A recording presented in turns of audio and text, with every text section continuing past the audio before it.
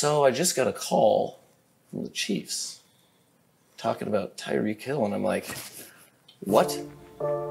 So I'm like, this is why I'm not a GM. I'm like, tell them they can have everything. You know? Was in great position over the top, but Hill is able to go up and get that football. He'll get the ball. Looking for a block, and he gets it again. In goes with another block.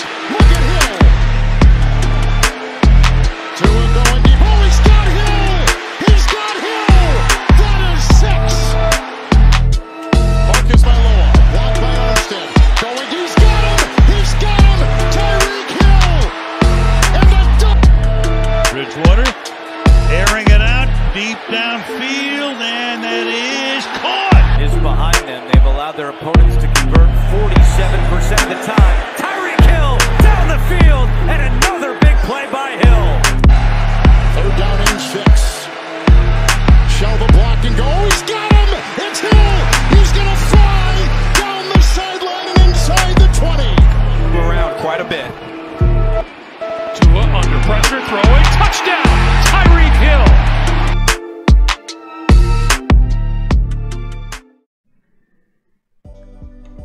So, in hindsight, it seems I may have gone too far in a few places. In my off-season The Dolphins Will Disappoint You video, I discussed how messy this offensive line is looking for the Dolphins, even before Teron Armstead got injured.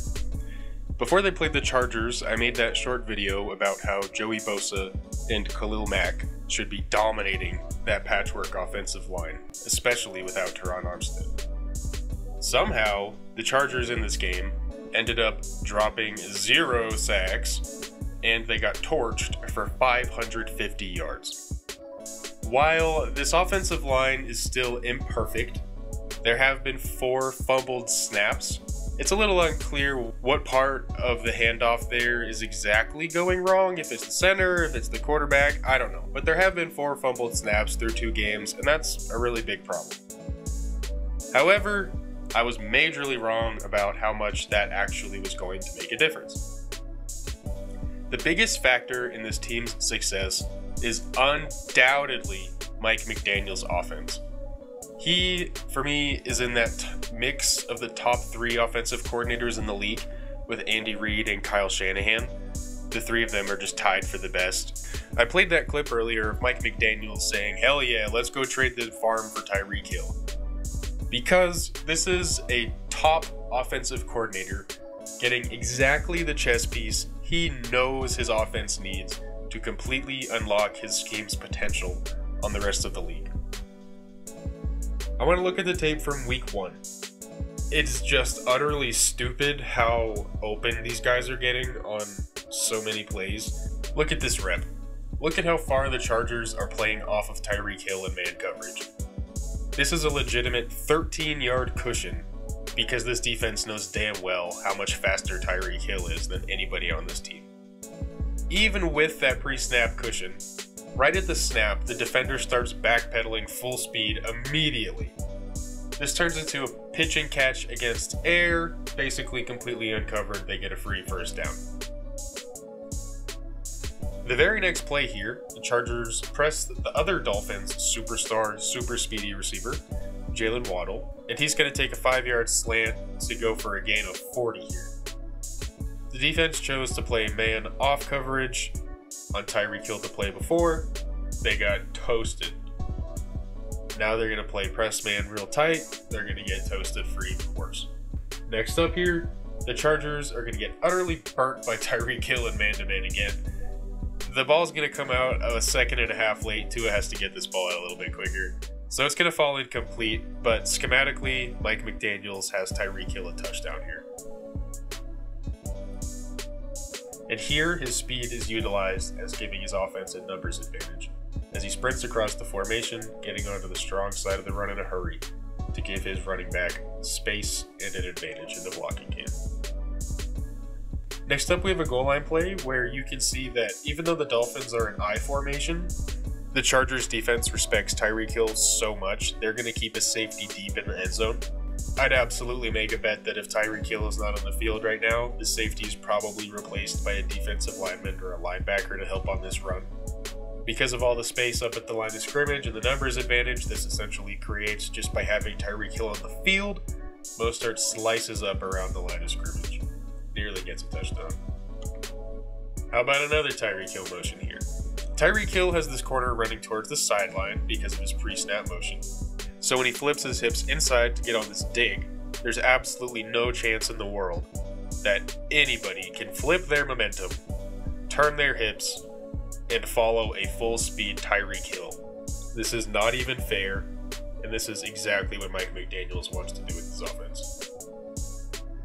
Here's a play action where Tyreek is going to take a corner into safety to the middle of the end zone. So two of his teammates are uncovered over here, so he's got an open receiver and a free blocker. This is all on Tyreek Hill just taking this attention here, and it's almost a touchdown. So now I'm looking at the pass tape. This Patriots game plan clearly took into account how badly the Chargers were getting destroyed in man coverage time and time again. So while the Pats are going to run a heavy dose of man, I think they run a little bit more zone than man. And I don't think the Chargers played zone at all. So they at least give the Dolphins here something significantly different to play against. To try to contain what Tyreek Hill is doing, especially in that pre-snap motion, getting everybody's hips the wrong way. But they still get toasted by this offensive scheme. Here's some nice throws with anticipation. It's a nice little drive here.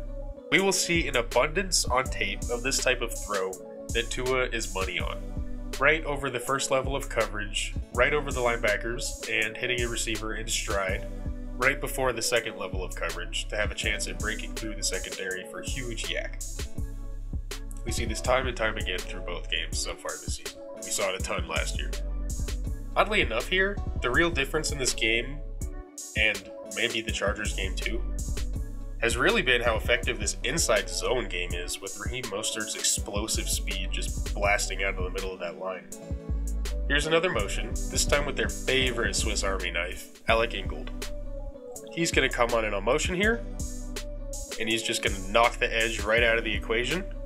And this leaves just 4 defensive linemen to be blocked by 5 offensive linemen and their tight end. And to close this game out, they motion Ingold across the formation again, and have him lead block for a Mostert first down. So I think we've seen through 2 games now against very different teams, Mike McDaniel is firing on all cylinders. As great as this offense has been, there are even yards left on the table. And if this team can stay healthy, paired with this defense, honestly, look out. It just feels like when Andy Reid had Tyreek Hill and their offense was #1 and completely unstoppable and could beat you in so many ways, it's the exact same thing. They're tied for being the best offensive coordinator. When they have the best and the fastest receiver in the league, they're going to be dominant. This Dolphins team also has the 2nd fastest receiver in the league, along with the fastest running back in the league. It's crazy. Maybe the best fullback in the league. And a great defense. So, I mean, man, I was to convert 47% of the time. Tyreek Hill down the field, and another big play by Hill. Third down and 6.